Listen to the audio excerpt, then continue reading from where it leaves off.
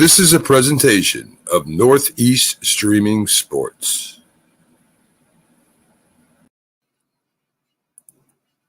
You're listening to TGI Sports Talk with your host Keith Angle on Northeast Streaming Sports.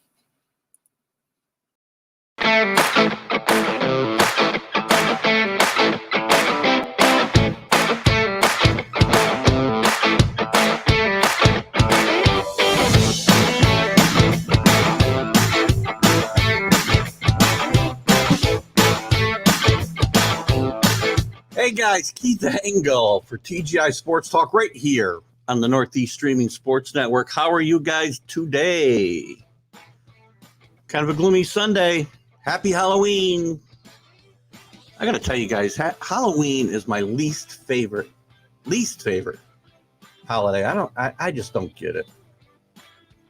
Maybe it's my old age, but even when I was a kid, I don't think I liked Halloween that much. I like the candy, but I don't know about the rest. How are you guys doing today? How are you going to be doing today? We got a lot to talk about. We got the World Series game 4 last night. Braves have taken a commanding 3-1 lead. We'll talk about how they've gotten there and what to look for sure. Good morning, Rick Sherlock. Good to see you this morning, bright and early. You beat Dave Guyette today. Dave Guyette's cousin, Ian Anderson, pitched a great game in Game 3. We'll talk a little bit about that whole circumstance, by the way. A lot to talk about in college football. The Big Ten picture is starting to come into more of a more focus as Jim Harbaugh again can't win a big game, which I think I predicted yesterday. I will give you my picks yesterday. I did lose one. I forgot to post them. We'll talk about the NFL, so everything going on from last week, this week's picks. We'll update our pool picks, and what else we got? We'll talk a little bit of NBA. We'll start to work our way into the NBA and kind of go from there. Listen, I want to thank, I didn't have a guest Friday. I did my own little NBA thing. I will have Hank Gola coming up this Friday, live at 8 a.m. Eastern time. Hank Gola from the Daily News, prolific author, been a sports writer in the New York area for decades.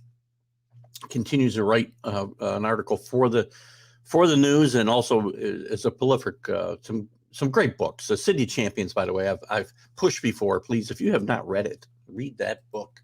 Great book. And I believe he's got a sequel coming out. I think. I don't want to speak out of turn, but he might. Hang on, guys. This hat's driving me nuts today. You know, it feels crooked on my head, and it's just driving me nuts. So anyway, the hat goes today.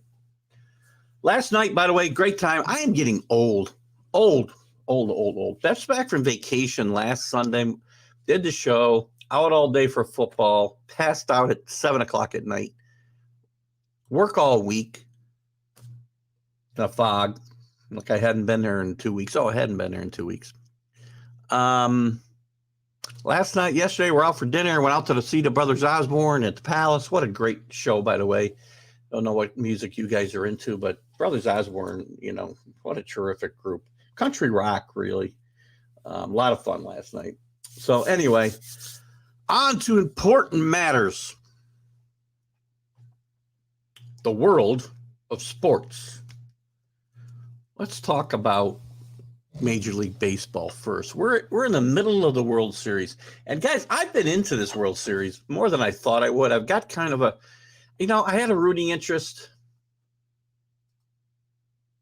I might have a Georgia hat that will fit my Oh, God. I'm not seeing too good this morning either. I don't know. These progressives, man. Some days I can see, sometimes I can't. I'm terrible about ripping my glasses off, and then they get all out of whack, and I got to go like every 3 weeks to get them adjusted. Anyway, the World Series. I have been into this World Series more than I have been in the past. I don't know why, especially without the Yankees in there. I'm into it. I don't usually get into it as much. I've watched every inning. Last night I didn't know I was at a concert, but I watched the end of it. And it's been a fun series to watch for me from a baseball standpoint. I don't mind well-pitched, low-scoring, well-played games. But there's still this factor of I'll put this up. You guys got to save this for the college segment, which will come up right after the World Series segment. You're tough, Carlos, man. We'll see. We'll see. I don't want to get off topic, but we'll talk about that in a second. I don't know that they're going to gag. We're going to talk about it, though, coming up here in a second. I just want to talk about the World Series for a few minutes. You know, the whole thing again, both these teams shift like crazy. Guys don't take advantage of getting away from it. The Astros had done it in the regular season, and so did the Braves, I think, better than a lot of teams.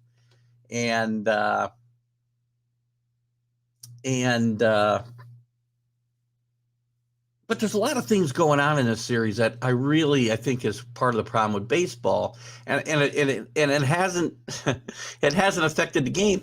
I mean, they go into this with a script. You can see the Braves, and yes, Rick, I will tell you. Thank you for pointing that out. I was definitely on the Braves, but I think Drew was on the Braves, especially to win the East. I picked them to get to the World Series. I don't know if Drew did or not. Drew can speak for himself. I don't have my notes in front of me on that, but. You know, I did pick them to get to the World Series with the Astros. I'm kind of rooting for the Astros only because I want Dusty Baker to get to the to win a World Series, because Dusty Baker's got a Hall of Fame resume, and he may not get there without a World Series victory, and it's going to get very tough now because they're down 3-1. Point I was making about the pitching, the scriptedness of these games, you know, and Snitker has gotten away with it with the Braves. And again, whether it's him or the front office or whoever's scripting these things out, they've gotten away from it. But we don't. It's a perfect example of how we don't manage games based on what's happening in front of you and what you're watching. Friday night, Ian Anderson pitching a no-hitter through 5 innings, only throws 75 pitches.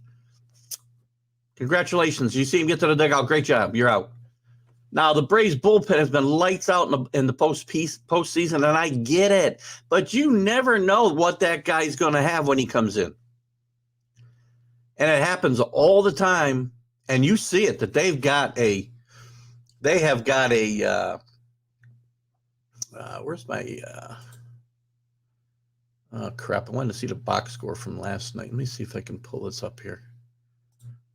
I mean, they've got themselves. They know what they're going to do. I'm sorry. You know, they've got Mittner in a spot. They've got, gosh, I can't even come up with the guy's names now. I'm so bad. Oh, my God. Hang on. I need some help. Got to get the box scores out. But you guys know what I'm talking about, right? I've enjoyed the baseball, but I haven't enjoyed the scriptedness of, you know, okay, that guy's got his 5 innings in. Let's get the guy, our 6th inning guy in. Let's get our 7th inning guy in. Let's get our, and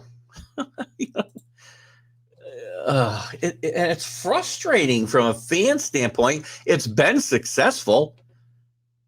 I can't. And last night, by the way, was a total bullpen game. They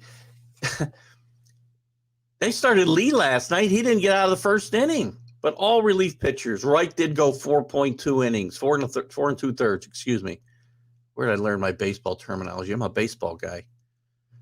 But then they get Martin and Matzik and Jackson and Smith in the game last night. The night before, let's go.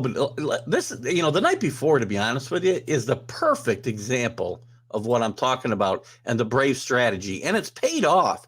But to me, there's an easy way for this to blow up, because there's no reason to take Ian Anderson out of that game. Now, it worked. So yes, in hindsight, well, I guess I'm not in hindsight saying that they did something wrong, because I would have been saying this if it blew up in their face, by the way. So look at Ian Anderson throws 76 pitches. He did walk 3 guys, struck out 4, but he had given up no hits. They go to Minter for 1, Jackson for 1, Matzik for 1, Smith for 1. Guarantee you that was their game plan going in. And you know what? It's working, but gosh, it's not the baseball I grew up with, and maybe I am just too Bob Costas oriented, right? And I think that the game should be played the way it's always been played. It worked, but I'm telling you, they sent out Minter mid-season because he wasn't pitching well. He's pitched great since he came back. But when you got a pitcher, and I don't care if it's your starting pitcher or the relief pitcher that you brought in who goes through the batting order in 9 pitches and 3 strikeouts or 3 pitches and 3 groundouts, he's out. He's out. You don't know what that next guy is going to do. It's worked out for the Braves, and the Astros have got to do something to get some offense going. I mean, they were averaging, I think, 6, almost 7 runs in the playoffs coming into the World Series. They scored 7 runs in game 2, and they've averaged 2 runs a game the other 3 games. And that's why they've lost. Last night, they got a great pitching performance from their team. And again, let me just get to this. This might drive me a little nuts, too. Let me go back to the box score from last night. So they started Zach Greinke. Zach Greinke gave up no runs, struck out 3, walked nobody, 58 pitches out of the game. 4th inning. 4th inning. Up 2-0.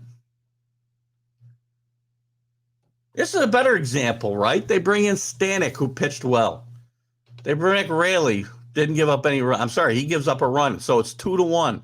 Greinke could have done that. He could have got through 6 innings. That would have only been 5 1/3. Then they bring in Matt Matan. He pitched well. But Javier comes in. Again, no rhyme or reason. Well, there is rhyme or reason in their heads and their analytical minds. Zach Greinke probably should not have left that game. Now, I'm not saying Zach Greinke's going to pitch a complete game no-hitter or complete game shutout. But they let the Braves back into that game with their bullpen. I mean, I can make a case for leaving Matan in the game. Only pitched to 2 batters. Well, he did throw 17 pitches, but still. You go to Javier just because that's your pregame game plan. Very disturbing way to play baseball, but I've enjoyed the games. The games have been fun. 3-2 game last night. Braves, I can't take anything away from Braves, man. They are getting some great pitching, some very timely hitting, and what else can you say? Snedeker's pushing all the right buttons, and the Astros just aren't hitting, and you gotta chalk that up to the Atlanta pitching. I mean, they're hitting 206 for the series. 291 on base percentage, 298 slugging percentage. These are all stats that mean something too, guys. I'm not just throwing out your, the crazy analyticals. But that's been the tail of the tape. I mean, the Braves are hitting just that a little bit better. 250, 320, 432. Big home runs in big spots. Good morning, Jeff. Good to see you on a Sunday morning. I know I see you on our Wednesday college football huddle. We'll be talking about that in a little bit. So anyway, I'm pretty much done with the World Series talk for now. I don't think you guys are all that into it, and I have covered what I wanted to cover. So I'm still excited. I still think the Braves can get back in this series tonight. They'll I believe the Braves are going with another bullpen. Let's see. I'm pretty sure the Braves are taking another bullpen game tonight. Let's see what's going on here. Sunday. Who's our starters?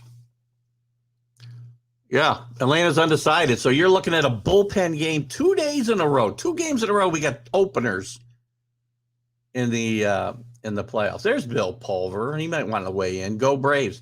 Tell me why you're rooting for the Braves, Billy. Really curious why your rooting interest is there. I'm not rooting for anybody. I'm rooting for the Astros because of Dusty Baker. I'll be upfront about that. I wanted to see a good series. I think I'm seeing a good series, even though it's a 3-1 Braves lead. I wouldn't be surprised the Astros can get back into this. Valdez pitches for them tonight. Hasn't pitched well. His last start out, and again, the Braves will be going with an opener, and we don't know who that is yet. Your daughter doesn't live there. Okay. You've got families lived everywhere. I think this is Billy. You've got hang on one second, guys. I get too much light here. Too much light on my face. I'm white enough as it is. Oh, that's better. Billy, you've got teams all over the country because your kids have lived everywhere, it seems. And they're an East Coast team.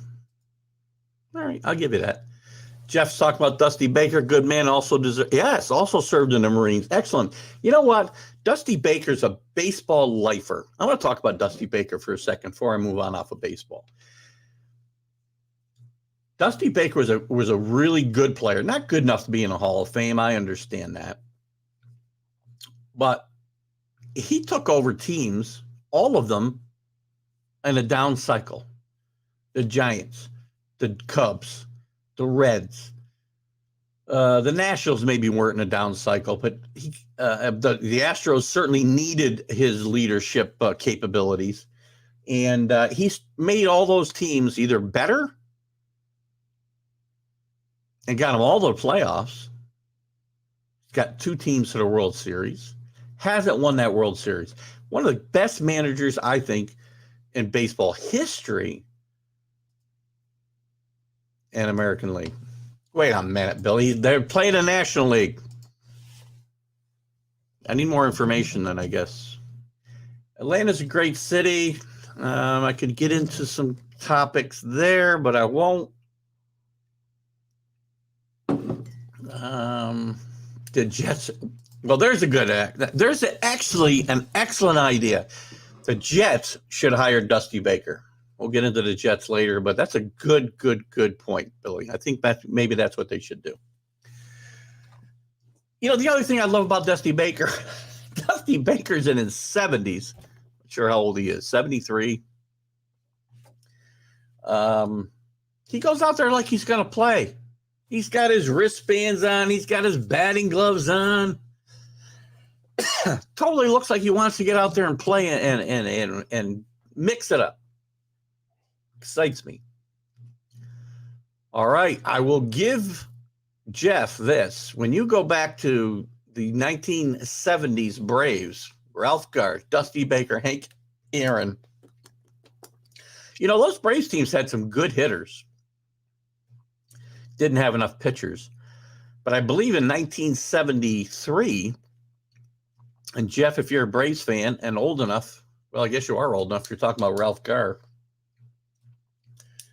1973, I think they became the first team ever to have 3 guys with 40 home runs.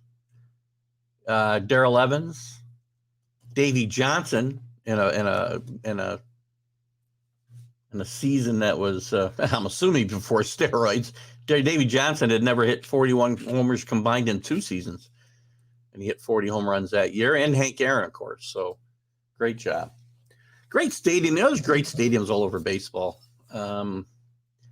I miss the old stadiums. You know, I know you're going to be shocked to hear this, right? But I go to the new Yankee Stadium, and it's beautiful, and the sight lines are great. But I miss the old dump. I really do. Oh, Jeff's a suffering Phillies fan. I'm sorry to hear that. I will tell you that, you know, there's some issues in Philadelphia. Since we're talking about it, did I have anything about Major League Baseball I want to talk about besides the World Series? I guess not. The owners met this week. Not a lot came of that. I understand, Jeff, and maybe you can help me out. I think there's some issues with Joe Girardi and the management of the Phillies, and I'm not surprised. I've said this a lot. Joe Girardi managed the Yankees for a long time.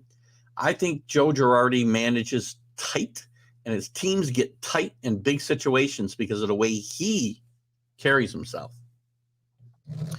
So I'm not sure. I think they need a managerial change, so we'll see. Old Yankee Stadium better. I agree, Billy. You know, I got to tell you something. I'm going to do a show, by the way, on a Friday. There's a gentleman, and I don't remember his name right now, so I apologize. I know that he guested on the Mac and Jack show one day.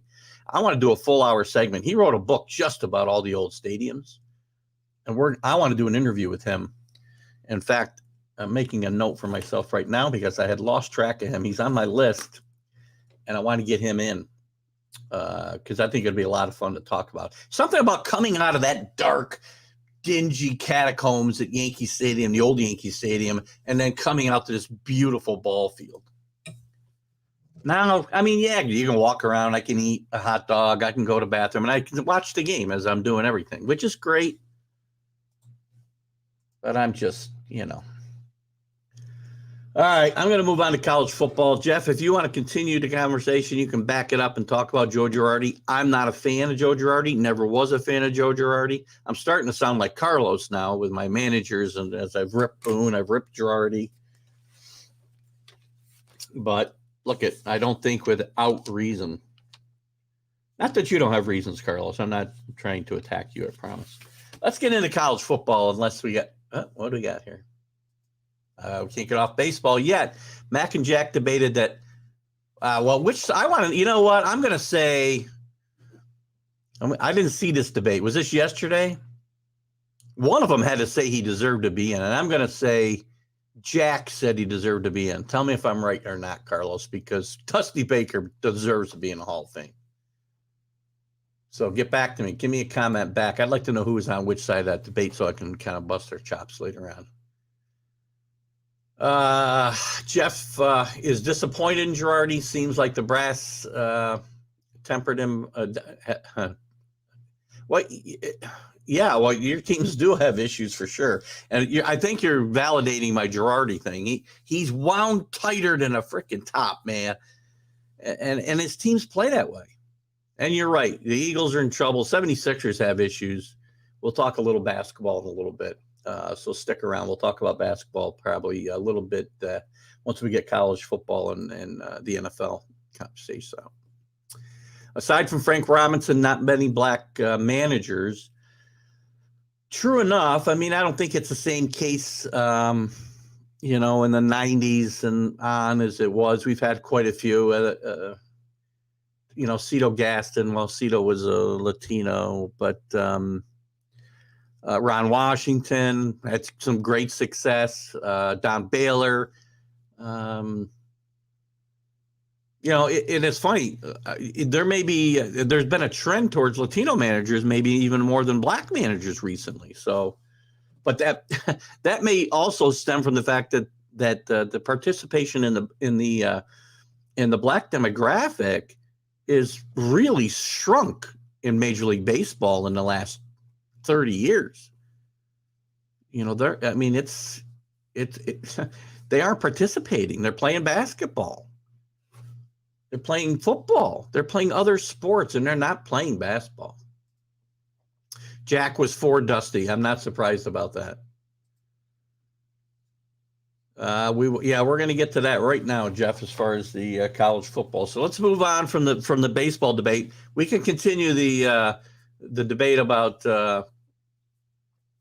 black managers and maybe that's a show in itself, guys. I'll tell you, that community, that demographic has really strayed away from baseball, maybe more than any other, and the Latino demographic has really bumped up because look at those kids grow up playing in the Dominican and in Puerto Rico, I'm trying to think of somebody, Venezuela, all of these South American or Southern Hemisphere Caribbean countries. They're playing baseball from the time they're a little kid, like I did. Except I had, spikes in a real glove, and a lot of them don't. But they're getting their shot, and that's where the scouts are going to look for players. Well, as far as opportunities you're talking about for managers, I agree. I'm not necessarily, and maybe I did give the impression I was saying they were related, but again, Carlos, if there's less people participating in the sport and involved in the sport, whatever level we're talking about, there's going to be less opportunity to offer people positions. I don't disagree, though, with the premise that, over the history of the sport, there hasn't been enough opportunities, not just on the field for blacks to manage, but also in upper management. Yes, it's changed over the last 20 years, but still, probably if we look at the overall picture, the percentages are probably pretty low. But it's a good point. I did recently have Derek May on, and Derek May is a guy who was a coach and didn't get a chance to manage. I think he wanted to. He's managing now in independent minor league team in Florida. And I think after I had him on, they actually won some games. So I might be his good luck charm. But, there does need to be more opportunity for sure. Yeah. Derek May's a guy who's been around the game for a long, long time. He grew up in the game. His dad was a player, a good player. Dave May. His brother played a bit. Derek played a long time in the major leagues, successfully. He wasn't a Hall of Fame caliber player, but he was a successful player. Hall of Fame caliber players rarely become great managers anyway. So it's a great point, Carlos, and it's probably a topic that we can tackle in more in depth. And I can spend a whole show on this, and we'll get a guest on that maybe that can speak to it. Maybe Kevin Kernan will be a good guy to have this discussion with. One Friday we'll do it. Yeah, I know he was born in Texas. I was just talking about his heritage. Was Latino. And I don't believe I'm wrong about that. If I am, let me check it out, because I don't like to be wrong. I'll correct myself if I am. But I thought Cito was not technically a black manager. We'll find out. Let's see what he's got here. Well, I take it back. He was an African American. I'm wrong. It's funny because I could have swore that I had checked this out one time before. Well, he played a lot in Venezuela in the winter leagues. All right, Carlos, you caught me. I'm reading his Wikipedia stuff here now.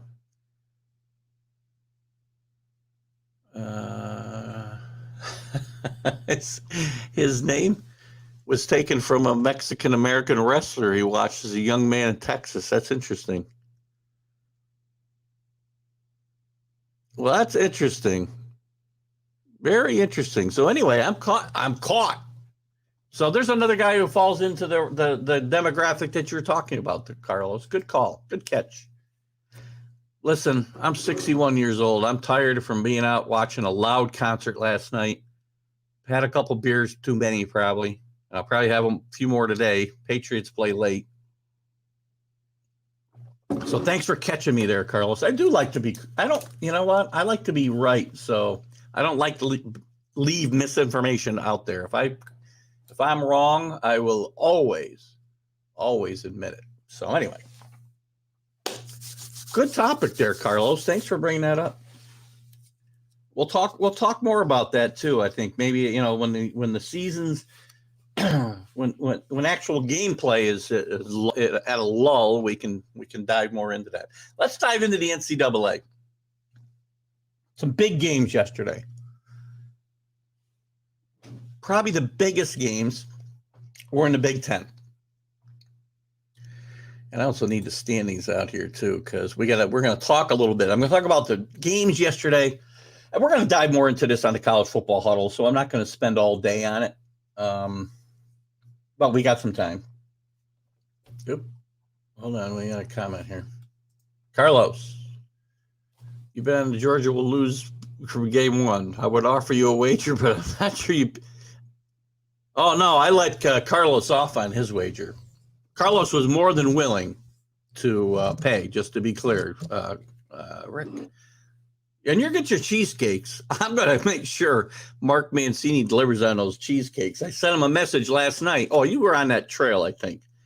There's got to be a place. I can get a pizza delivered from Italy. I can get you a cheesecake from Philly for sure. So anyway, just to make sure, I want to make sure. So you make a wager with Carlos. Carlos will pay off. I would put money on that myself because Carlos is ready to pay off, and I let him off the hook because I thought it was an easy. I felt like I was taking advantage of it. It was easy. The signs were all there. If you read the right stuff and you pay attention to the right places and have your ear to the ground in the Boston area, it was clear what was going to happen there with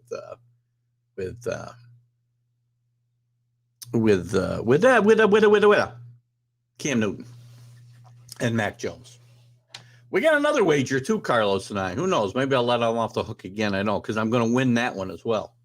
I don't remember what it was. I think it's 9 wins. Help me out, Carlos, because I don't remember. Jeff is 61 years old. Worked the Stones concert in Tampa Friday night. Really? God bless you.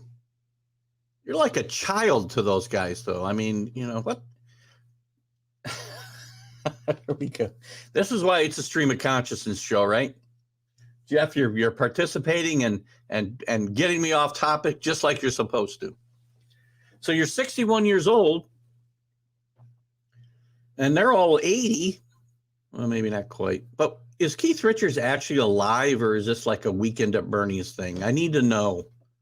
Or is he just so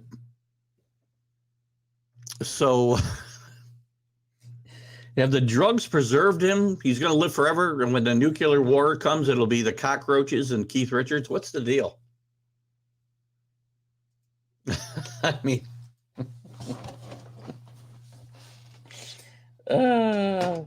I think it's a Weekend at Bernie's thing. I don't think Keith Richards is really with us anymore. I think they're propping him up. I'm sorry, guys. Oh my God. Anyway, scoreboard. Back to topic. We'll start with number 1. Georgia routs Florida. I was wrong. First time, I think, on my college football huddle. And Rick, I know you pay attention to these things. I have been, my don't be surprised ifs often are not predicting victories. Sometimes they are. But I'll take a big spread in a spot that I think a team will have a chance to win a game in the fourth quarter, and that'll be my prediction. And that was my prediction for the Florida-Georgia game, that Florida would have the ball in the fourth quarter with a chance to win the game.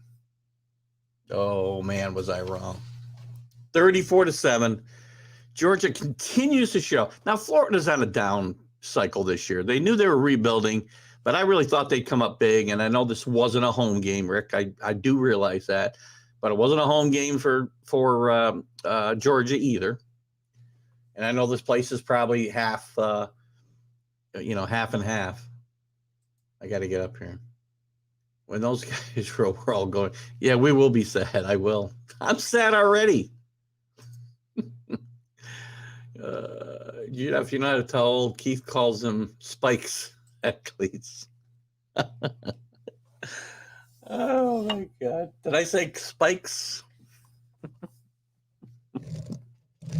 I wore metal spikes, Rick, playing baseball, not cleats. God, I am old. Kenny Gifford, good morning, Kenny. Cleats are for football, spikes are for baseball. Yeah, but I think, to be honest with you, Kenny, I think Rick may technically be correct now. I think they're cleats overall because you can't, I don't believe anybody, I could be wrong, but I know below the major league level, nobody's wearing metal spikes anymore. And again, another way the game has changed. Look at me. I'm off topic, way off topic. So Georgia rolls. We'll look at the conferences in a second. Let's go through the top 25. Cincinnati, oh my gosh. Again, Cincinnati needs style points, and we're going to get into a little conversation. I know Carlos had a topic he wanted to bring up about Cincinnati and the AAC. I've been big on this league for a long time. Carlos, I think, is not. Cincinnati could play with the big boys, but Cincinnati needs some style points. They win this game 31-12 at the end, but they were leading this team by, it was only 21-12, I think, heading into the fourth quarter. At halftime, it was only 14-12. Cincinnati's got a roll. They need style points. These other teams that are going to be fighting for the playoff, and we're going to be talking about that. The first rankings will be coming out for the playoff on Tuesday night. We'll be all over that on Wednesday's college football huddle. What's Kenny got here? Kenny says he's, again, well, I've been wrong already once today, Kenny, so I could be wrong about that, and we'll look into that for sure. Good morning to the pulverizer and Frank. Carlos doesn't have a cool nickname. Now Jeff needs a cool nickname. Billy, get on this, will you? All right. Anyway, Cincinnati needs some style points. We're going to talk a little bit. I'm going to give you my top 10, what I think the top 10 will be or should be when this playoff polls are announced. Oklahoma finally wins big over a bad opponent, 52-21 over Texas Tech. Texas Tech's having a bad year. Oklahoma's had a habit of keeping these teams in games like they did last week against a horrible Kansas team. They had a chance to win the game in the fourth quarter. Nice win for them. Ohio State, in a tougher game than we thought. I thought Penn State would keep this within 18.5. I was on the Mac and Jack show. We couldn't come up with the line. I couldn't find it quick enough, and I thought, it's double digits. It was 18.5. So Penn State does a good job fighting. They're undermanned. I said they couldn't score enough points to stay with Ohio State with Clifford hurt. And Penn State's certainly out of the running for a playoff. But they did, Jeff, as you said, played a gutsy game yesterday, I thought. Nice win for Notre Dame. We'll jump to that one. I'll get to that one in a second. I'm trying to go down the thing here. Frank, the commish. Big Frank, the commission's not always right. I've already been wrong once. I don't know. Well, Kenny, they're good. CJ Stroud is really good quarterback. Their defense is suspect. It's played better, and they've only lost one game to Oregon. And guess what? If both those teams finish with one loss, Ohio State's going to go to the playoff, not Oregon, even though they beat them. And I know that you'll probably say that's wrong, but the Pac-12 stinks. That's the problem. That's why they need to expand a playoff. All right, moving on here. I want to get to Kenny's team here too. Michigan State. Jim Harbaugh, again, cannot win the big game. I bet Michigan State yesterday. Just a total disclosure, my bets yesterday were Michigan State getting points at home. Ole Miss, damn, I missed that one. I really wanted to go to Auburn. I bet Ole Miss. Let myself get talked out of it. Frank Corral got hurt at halftime over for Ole Miss. And I bet Notre Dame last night. So 2 out of 3 yesterday. Michigan State down this entire game. Outscores Michigan 15-3 in the fourth quarter to come back and win this game. 37-33. Michigan played well. Michigan State played well. I think these teams are very evenly matched. It's still hard for me to tell how good they are because they're playing each other. And I'm getting to that game too. In fact, we'll get there. Oregon rolls over Colorado 52-29. Oregon still with one loss. Lost to a very mediocre Stanford team. I know Oregon beat Ohio State, but Oregon has beaten up the Pac-12 or the Pac-12 teams. BYU, who's fallen out of the rankings, would be undefeated in the Pac-12 because they haven't lost. They've got 4 or 5 wins against Pac-12 teams. Iowa's free fall. I was big on Iowa early in the year. I thought this was a team that Kirk Ferentz had finally put it together. That really great defense that he has, and found a bit of a vertical passing game to kind of complement the running game. they've fallen apart here. They get dismantled for the second week second week in a row. No, trying to remember where I was. I've lost my last few Saturdays.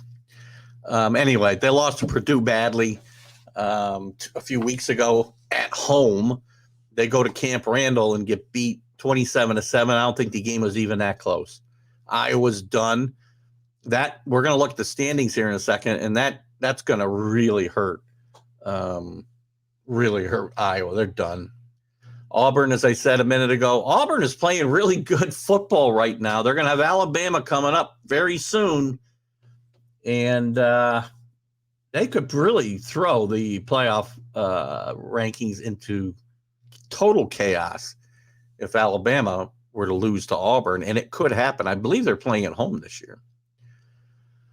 Notre Dame, as we talked about, beat a very disappointing, probably one of the most disappointing teams in NCAA football this year in North Carolina. Bad job out of Mac Jones, and the defense is horrendous. I mean, Notre Dame's offense is not that prolific. They score 44 points, but a good win. Notre Dame hangs in there at 7-1. Crazy stuff can still happen, and Notre Dame could get in a playoff conversation. I don't think they can, but we'll see. Yeah, we're going to talk about that in a second. Notre Dame's positioning in this first poll is going to be very, very interesting. Kenny, I agree.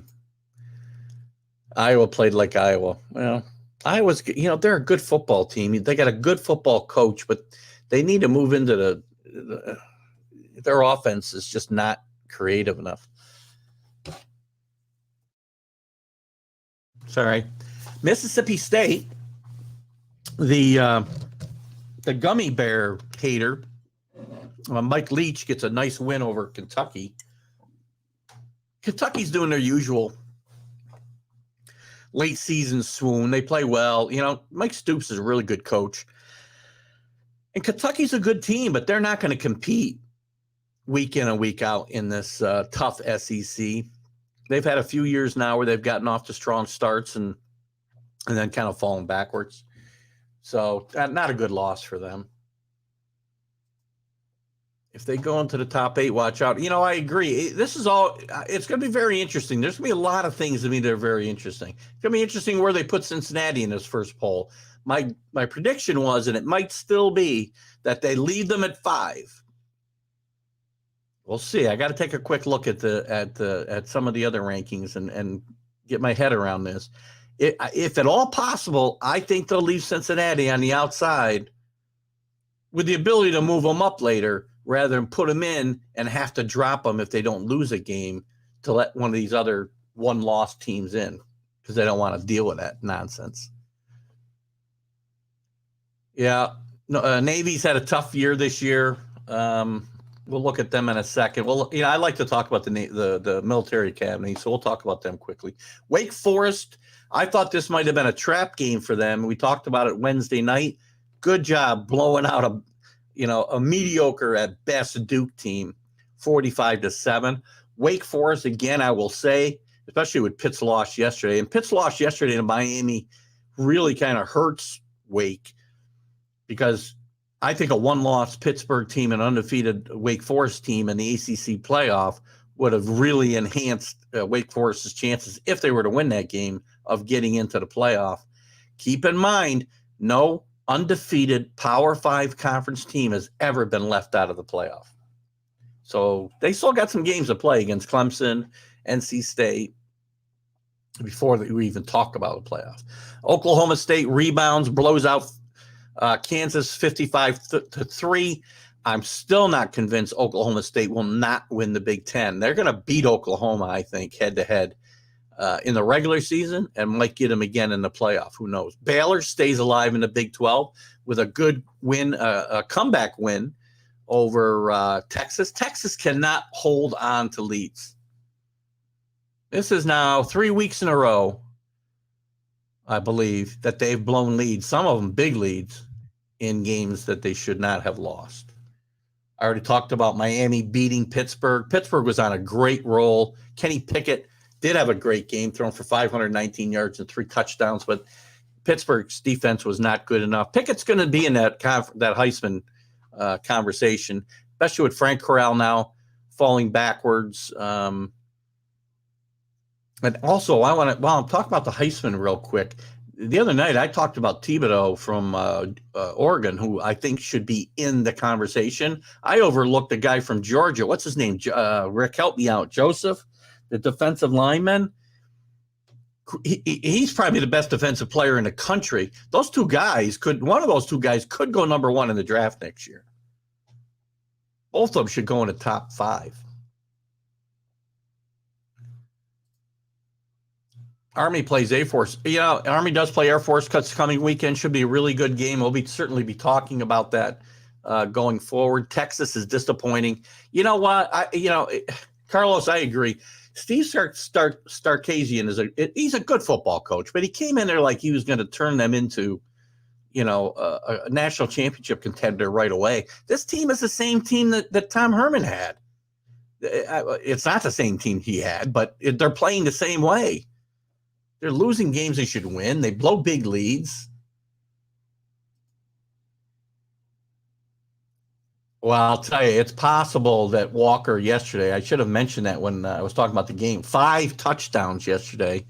And I don't remember how many yards rushing he had. Walker, 197 yards rushing, 5 touchdowns. He's got himself in the conversation. A running back, we talked about this on the show the other night, the College Football Huddle. Right now it's a quarterback award again, except for last year with Devontae Smith. But we go through cycles. The way the game is played today, the quarterbacks have an advantage. They're going to run up big numbers. But Walker may very well have given himself a leg up yesterday. Good point. And a good catch there, Rick, for sure. We'll probably talk more about the Heisman race on Wednesday night. Houston, and what some will consider an upset, I don't.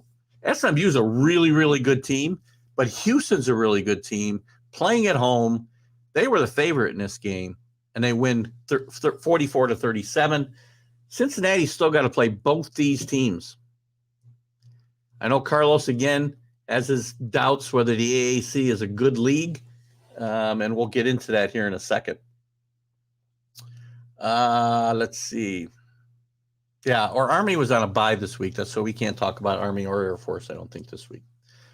And Navy, I believe, lost to Tulsa, or I think to Tulsa, but only by 7. West Virginia beats Iowa State. Iowa State I had high hopes for, and this team is just kind of imploding. BYU in a defensive struggle out there in Provo, a defensive struggle. Let me get you off of here, Rick. Sorry. I haven't even changed my banner what we're talking about here. Let me go back to the college football thing here. Oh, I get this stuff all set up and then I don't even put it up. Anyway, an defensive struggle. This is the kind of games that drive me nuts, man, in college football. 66-49. Regulation, guys. Similar to the Wake Forest Army game last week. 66-49. 115 points scored in 4 quarters. I mean, what'd the punters do yesterday? They just go home, take a nap on the bench? What'd they do? Yikes, man. What else you guys got here? Carlos, Jets will pick punter from Pitt. That's a good one. That league is subpar. Carlos is right. Listen, subpar. They're better than the Pac-12. Better than the Pac-12. I'll make that assumption right. Can they play with the? They're probably as good as the ACC this year. Let's just look at this year. Power 5 conferences compared to the AAC. We'll talk about this right now. Oh, Santana, that's right. I forgot he's got one. Shots fired, Billy. Oh, they won the game. Did the midshipmen win? Let me just check that score real quick for since it's in the league, I got to pull up right now. Anyway. Oh, gosh. You're right. 20-17. My bad, Jeff. Good call. 1-year wonder. Who's a 1-year wonder? We talk about this year? Kenny? I mean, seriously, they're not a 1-year wonder. I gotta pull up. I lost my my conference standings here.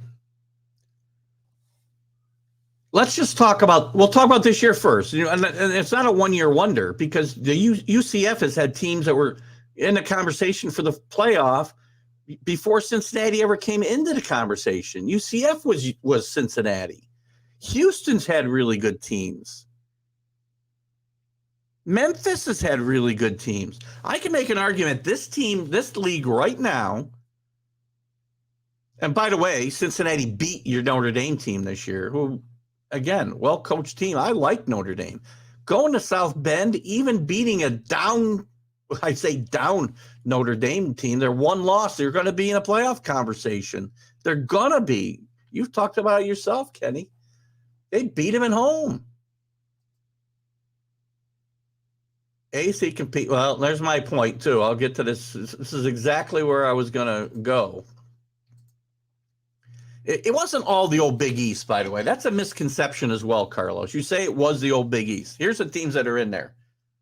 The old Big East is mostly in the ACC. Just an FYI. The only team in that, I don't know if there's anybody. Temple might have played in the Big East for a year. I don't know. Other than that, there's nobody from the Big East in that league. Syracuse is in the ACC.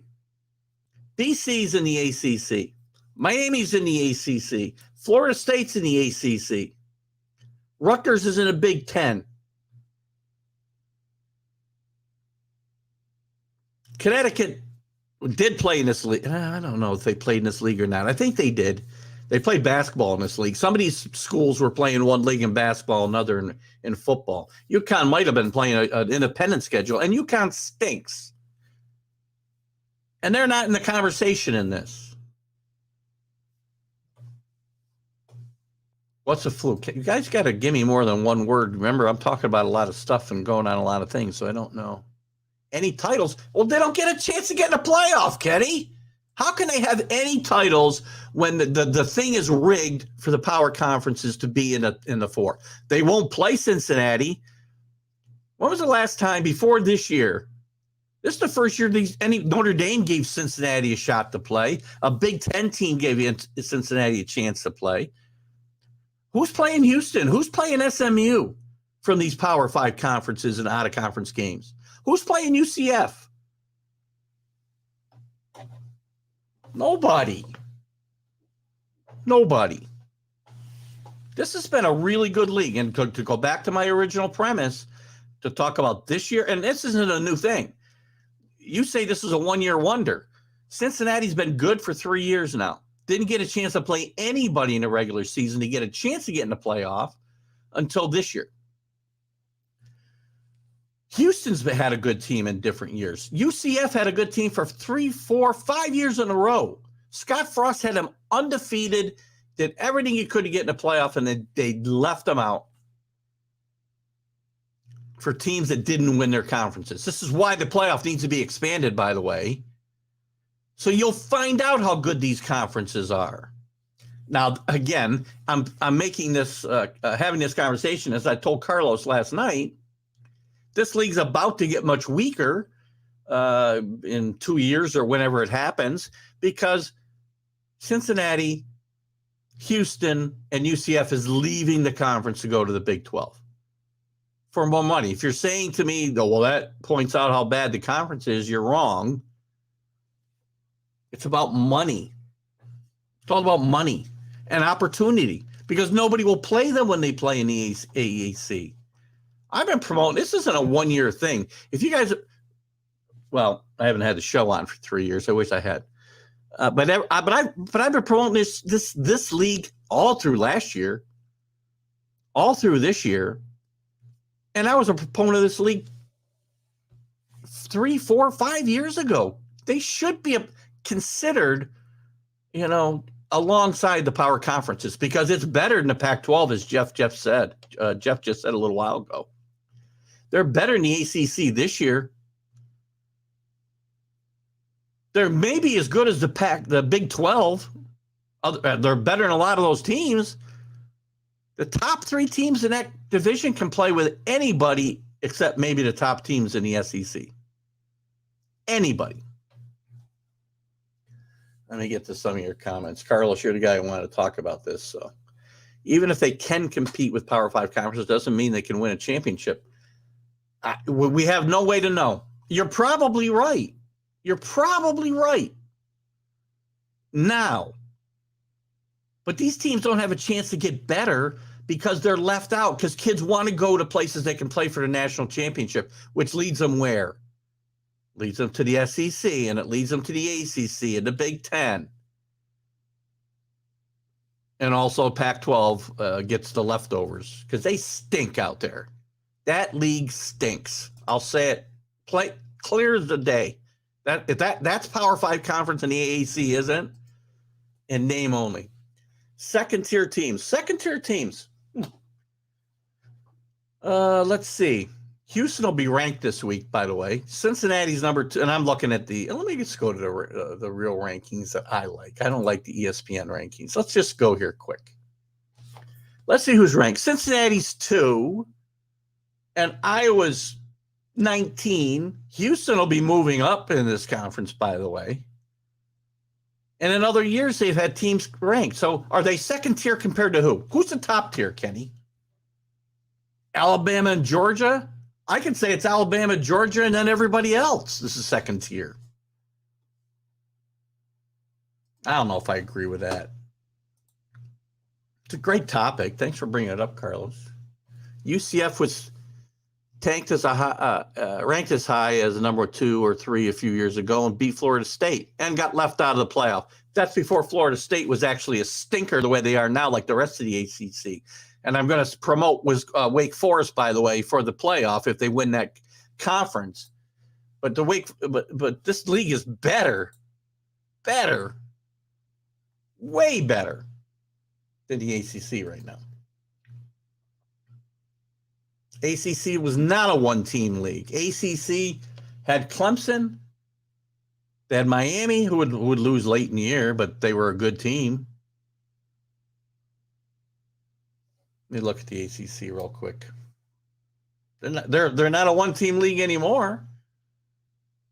Louisville's had good years in that league. North Carolina's had really good years in that league. Miami's had really good years in that league. Georgia Tech has had good years in that league. Not now. All right, and by the way, that also, by the way, Kenny, thank you, backs up my argument. Let's just say you're right. And they did have Notre Dame last year, by the way, and they should have held Notre Dame. They had the power. They should have said no to Notre Dame. You join us for good or don't join us at all. But if your premise about Clemson being right, that means the AAC is a better league than the ACC because it's not one team. It's Cincinnati. It's Houston. It's SMU. It's UCF. There was on a little downturn this year. Memphis has been very consistent. Not as good this year. That league is deep. Deep. We got here, Carlos. You put Cincinnati versus Kentucky, they might. I don't think so. I think they beat Kentucky. You put them in the SEC. Are they going to win the conference? No. Are they going to be Vanderbilt? No. They're going to have league teams. They're going to have years where they play really well. They're going to be like, whatever. I'll give you Mississippi State when they have really big years. Ole Miss when they get a good class. But no, they're not going to compete for the title. But will they beat Kentucky? At least half the time. Again, what have they done? They don't get a chance. You guys, again, think about, Carlos talked about opportunity when we're talking about black managers. How about opportunities for these schools, these second-tier schools? That's why there needs to be a 12-team playoff or a 16-team playoff. Should be 16. Now they're talking about 8. schools don't want to go to 8 because Notre Dame doesn't want 8 because they got less chances to get in. Notre Dame wants to stay the way it is or go to 12.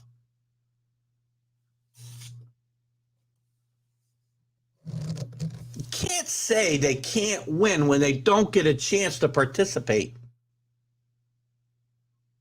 And the leagues would get better as they're able to recruit better when these teams have a chance to play, the elite teams, and play for national championships.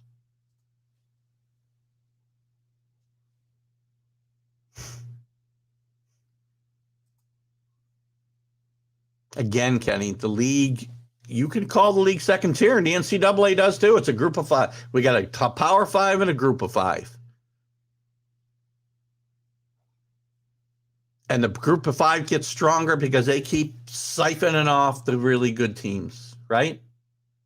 The AAC is going to get weaker and weaker now because the good teams in that league are going to Big 12 next year. Not next year, 2 years probably. But anyway, who's this? My cousin and her husband have been at Wake all weekend to celebrate the 1970 ACC championship game. He played safety. Well, good for him. And good for them this year. Definitely going to try to have Larry Sorensen on as we update the last couple games for Wake Forest and the ACC in general. We'll get into this conversation with him a little bit.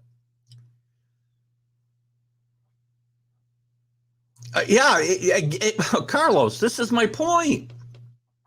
They want to get crowned champions, and they can go to a championship game with 1 loss, where UCF can't go with 0 losses because they pad their schedule with Swanee or Elkhorn State. When they should be playing the Cincinnati's, they should be playing the SMU's, they should be playing the Memphis's, they should be playing the UCF's, but they don't. And these Swanees and Elkhorn States are happy to take their $1 million and get their asses kicked. Yes, that is awesome, by the way. I agree, Kenny. And I'm happy for him as an alum to see Wake Forest having that great year. It's a down year in the ACC, but Wake Forest is a great story. And then you have this conversation, right? This debate about the AAC. I love this debate. When Carlos brought it up to me last night, I was more than happy to have it because I've been touting this league for 2 years. They don't get a chance. But this is why college football, I love the NFL. But except for my team, I don't get as excited about the NFL as I do about Saturday college football. College football is awesome because you don't get these kind of debates in the NFL.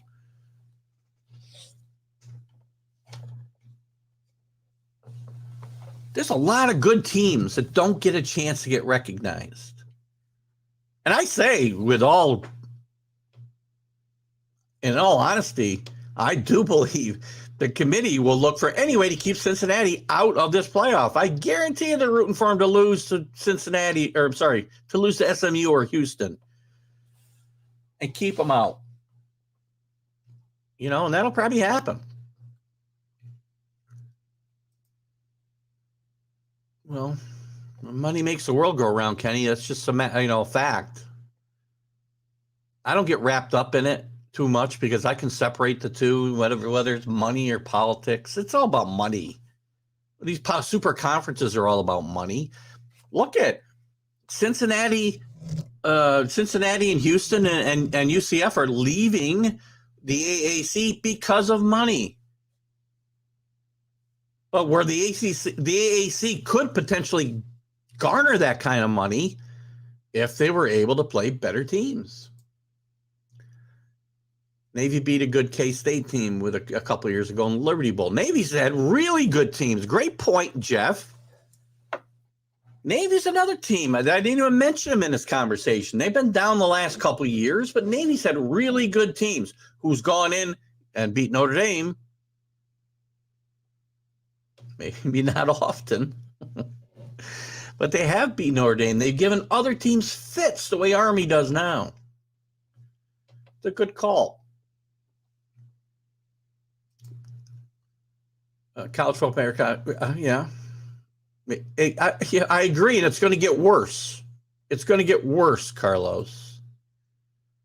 I don't care about the conferences. Here's the thing. You know what? Make it again. I'm going to say this one last time. As far as a playoff, well, it won't be the last time. Who am I kidding? 16 teams, 10 conference winners, 6 at-larges. Let's find out who the best team in the country is.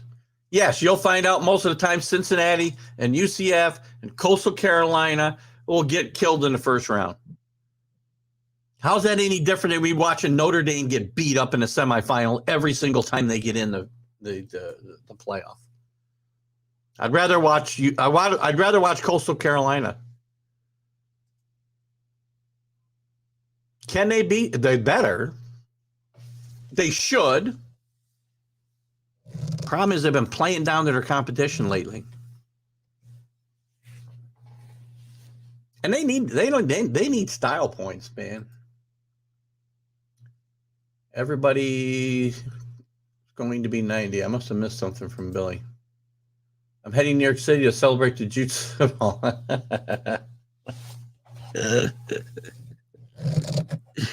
Oh my gosh.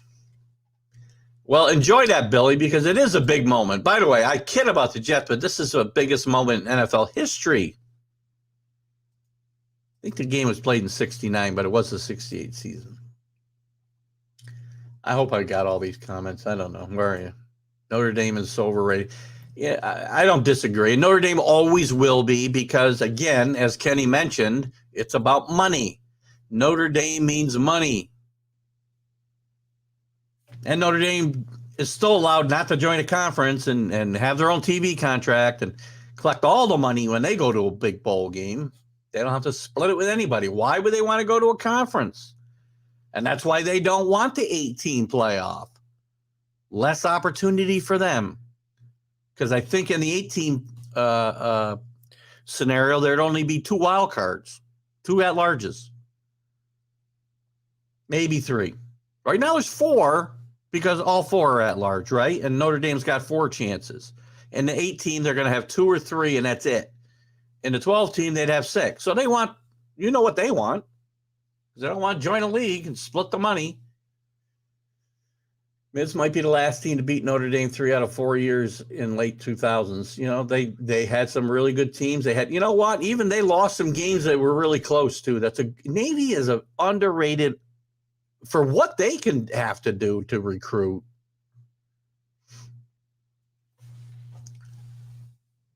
I'm sorry about your best friend there, Rick. I'm really so sorry that he had to. And you, I apologize for you having to sit through so many of those games. God needs the money. Touchdown Jesus needs the money. Good conversation, guys. I like that. Get my juices flowing here. 10:07. We're going to have Mark Mancini on here at 10:25. She'll be calling in again today, so you won't get to see his pretty face. Rick, I was looking for a different picture, but I can't find one that I can put up. You're going to get the Here's Johnny thing. And we're going to get your cheesesteaks.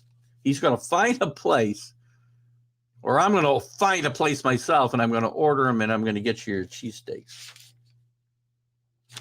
Anyway, here's my prediction for the first college football playoff poll, which will come out Tuesday night. We'll be diving into it on Wednesday night's college football huddle. So anyway, here's what I predict. Georgia number 1. Oklahoma number 2. Ohio State 3. Alabama 4. Cincinnati 5. They're going to keep them on the outside. Michigan State 6. Notre Dame 7.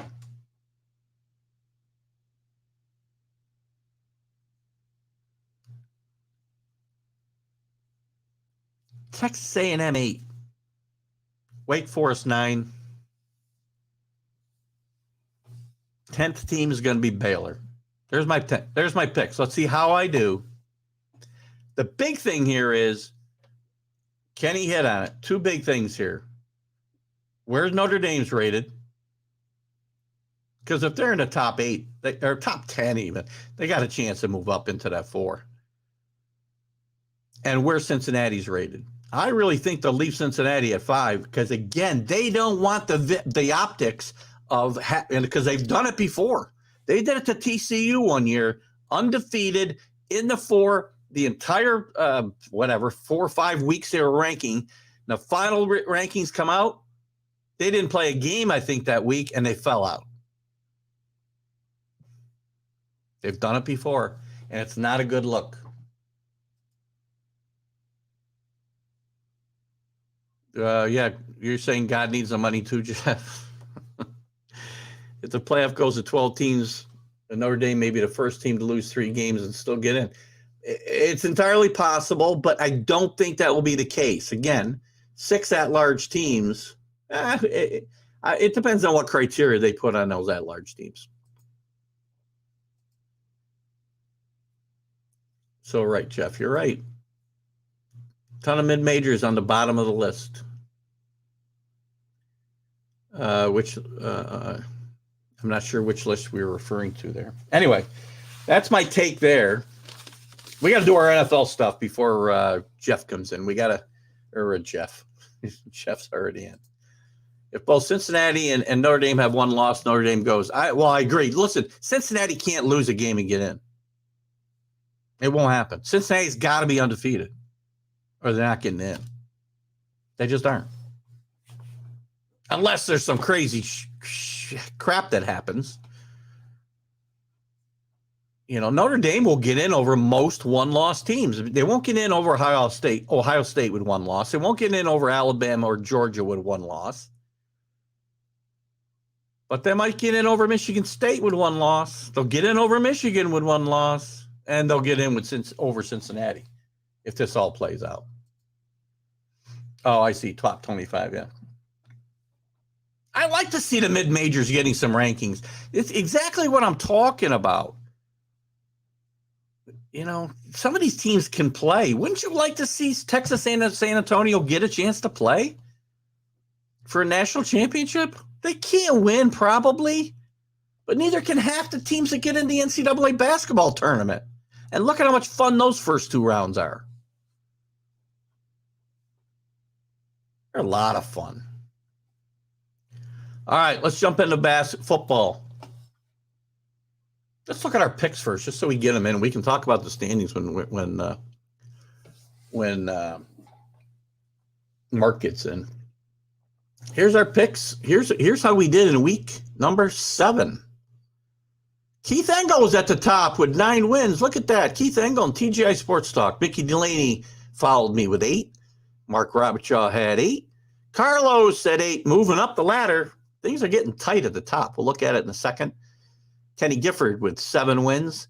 My boy Mark dropped down with just 7 wins. He's fallen down the leaderboard. Ryan Lehrman with 7.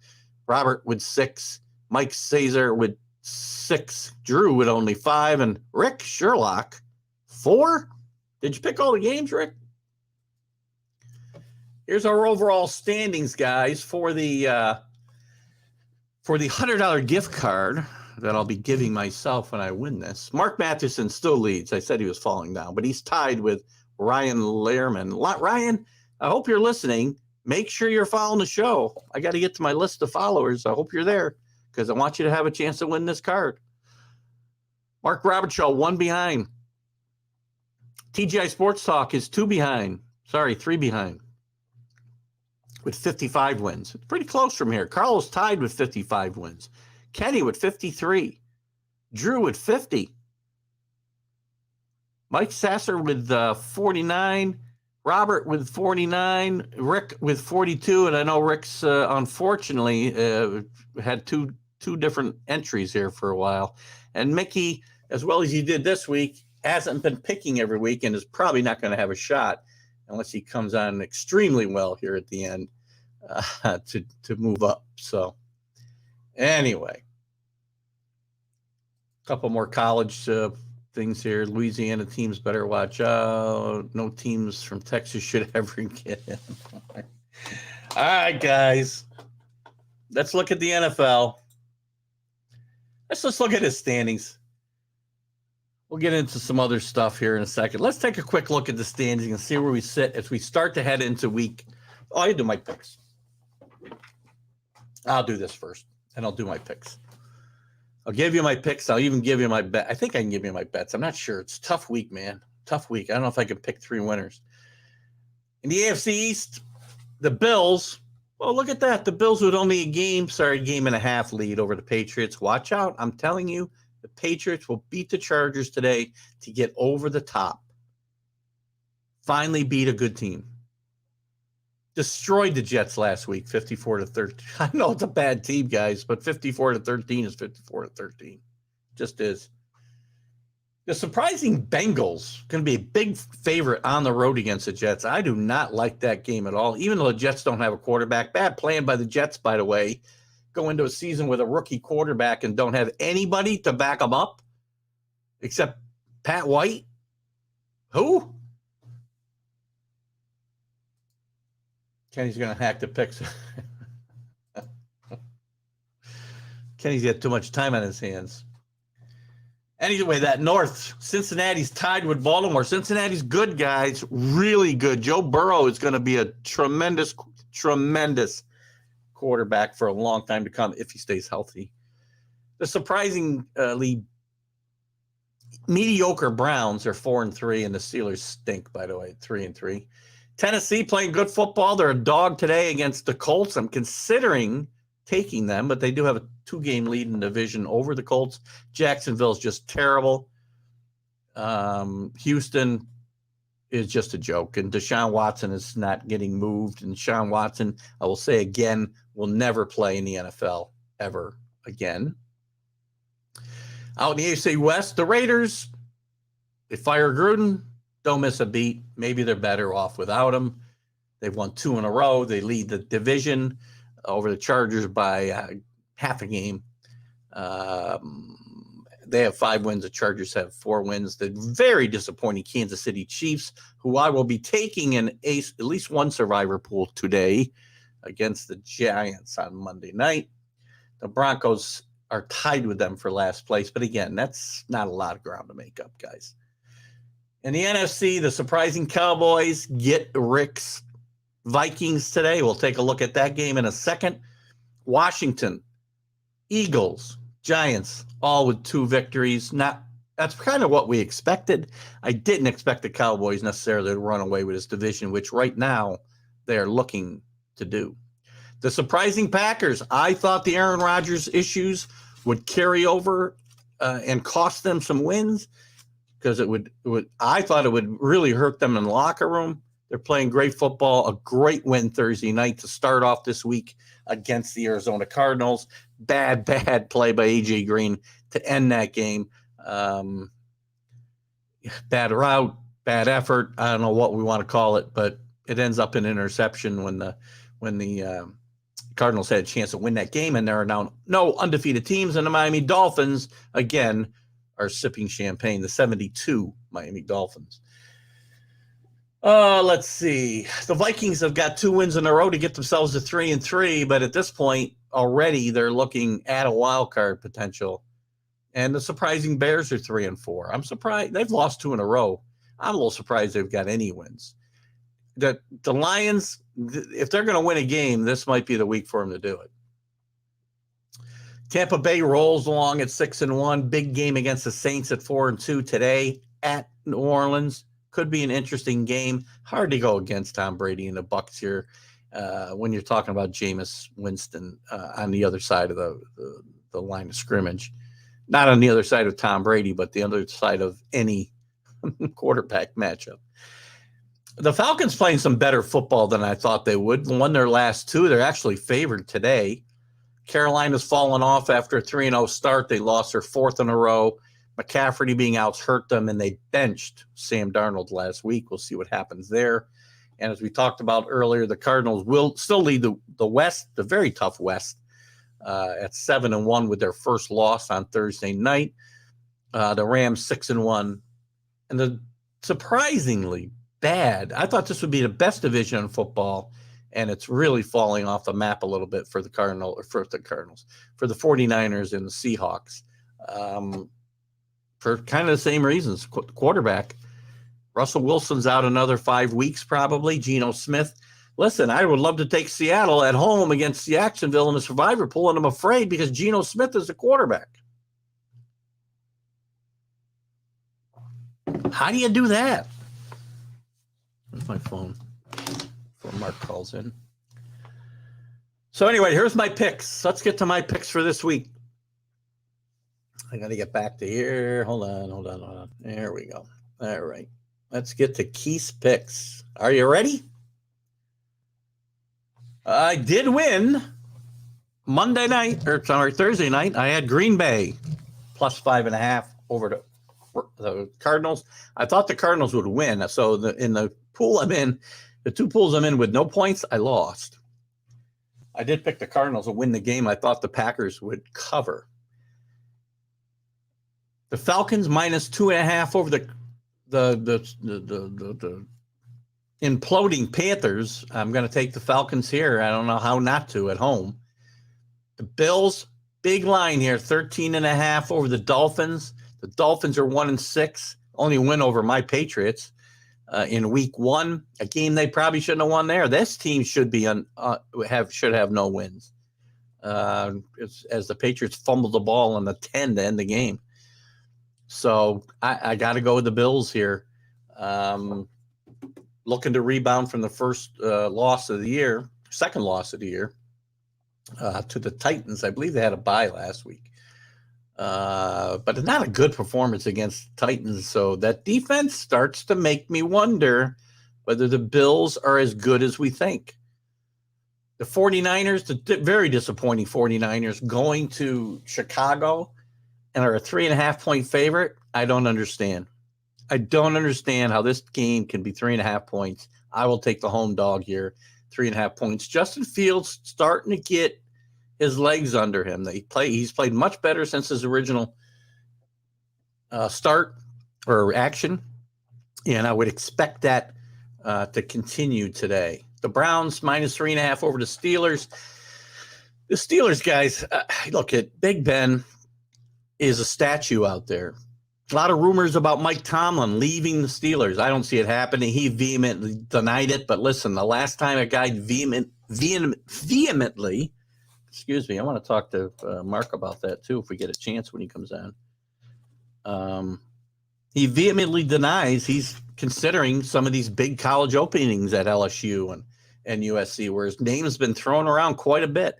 Last time I got a coach that I can remember in the pros was denying rumors about going to a college was Nick Saban.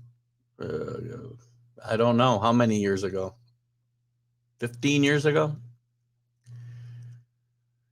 The Lions, the winless Lions, getting 3.5 at home against the really not good Philadelphia Eagles. As much as I don't think the Lions may win a game this year, I do think they might be able to cover the spread. This is probably Mark Mancini, so hold on. Hey, Mark. Hey, brother, how are you? How are you today? Hang on one second. Wow, I took a bath in college football. Well, we're going to talk about that in a second. I got to pick. Let me finish up before I get to you. I got to finish up a couple quick picks on my my NFL picks, so these guys all know who I picked, and we don't have anybody calling me a cheater. So let me run through these here real quick, and then we'll pick up our conversation. So bear with me a second. Okay. So guys, where was I? I've got the Titans minus 1.5. You know, I don't like road favorites necessarily, but in this case, I'm going to take the Titans. They're playing very well. I'm going to take the Bengals, even though that's a big spread. Jets just don't have any quarterback to play today. Pat White, again, as I said before, and we'll talk maybe a little with Mark about this. I don't know if we have time. The Jets with a horrible game plan of going into a season with a rookie quarterback and nobody behind him. Pat White, come on. Joe Douglas, you got to answer to that. The Rams, 14.5-point favorite against the hapless Texans. I'm going to take the Rams here, but I think the Texans could be a live dog as far as at least covering this. Miles has played decent quarterback at times. Upset alert, guys. We'll probably get this one when we talk with Mark later in our upsets and or our don't be surprised diffs. Again, I'm a homer. We know that. New England Patriots will beat the Chargers today. They will run the football. They will have play action pass opportunities, and the tight ends will get much more involved as they did last week, and the Patriots will beat the Chargers in a neutral field game on the Chargers home field. We got a couple more here. Seahawks, what a tough game. I got to take the Seahawks, so I ought to be taking, as I said, my survivor pool. I should be taking the Seahawks, but Geno Smith is playing, and I can't take them in that survivor pool against the horrible Jaguars, but I will take them -3.5 here. The Broncos at home. Look, they're not playing great football. The Redskins, there's $1 in the jar. The Washington football team is not playing well, and they will lose on the road in Denver. Tough place to play. Buccaneers, I can't. Tom Brady against Jameis Winston. They don't play against each other. I understand. It's a no-brainer. You got to pick the Bucs here. And to finish it up with Sunday and Monday Night Football, Rick, I'm all over your Minnesota Vikings. Getting 2.5 at home. This is a great spot to be getting 2.5 points against the Dallas Cowboys, who I know are playing some good football. But Dak Prescott is questionable to play this game, and I like these points at home. And unfortunately, I will have to take the horrendously playing, if that's not even the right phrase, Kansas City Chiefs to beat the Giants Monday night. So there you got my picks, guys. Maybe I'll send you the 3 I bet on later, because this is a tough card to bet on. Anyway, there's our picks. Let me see what kind of comments I got to respond to here, Mark. Probably got all kinds of people yelling at me. All I got is, here's Johnny. That must be you. They love your picture. Let me add you to the frame here. They love this picture I have of you at the mic. I don't know. Rick Schrock thinks you look like Jack Nicholson in The Shining here. I'm not sure if that's a compliment. I don't know what I don't know what the people in LA think of me, but there's not enough dirt to go around to bury these son of a guns. Well, listen, welcome, Mark Mancini. By the way, congratulations before we get started on your debut show in Philadelphia on Thursday. Thursday it was, right, at 6:00. Yeah, it's adopted city of Philadelphia. We're trying to, bring Pittsburgh and Philly together. And, I'll tell you one thing, and not to be biased or anything, if you could survive in Philadelphia, talking sports and everything, I think you could survive anywhere. Well, that's a good point, and you had some good guests on. You gotta get more involved. You guys need more than an hour though, because you guys had a lot to cover, and it seemed like that 50 or 55 minutes that you had for the show just went by so fast. Yeah, we gotta get in Mary Ann. I'll tell you, what a moderator. She breaks it down, soothing voice.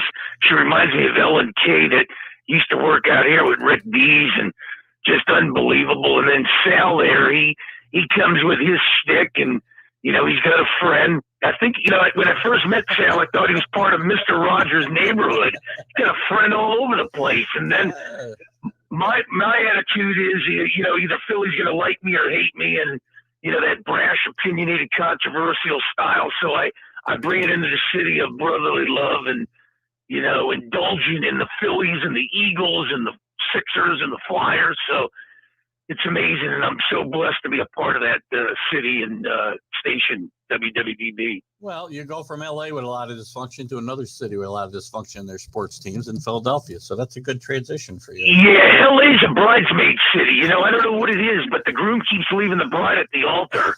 So I don't know what that. I have no idea what's going on in this city, and the only respect given is to the Lakers. So the other ones seem to be, regular season champs, I guess. I don't know. I got you.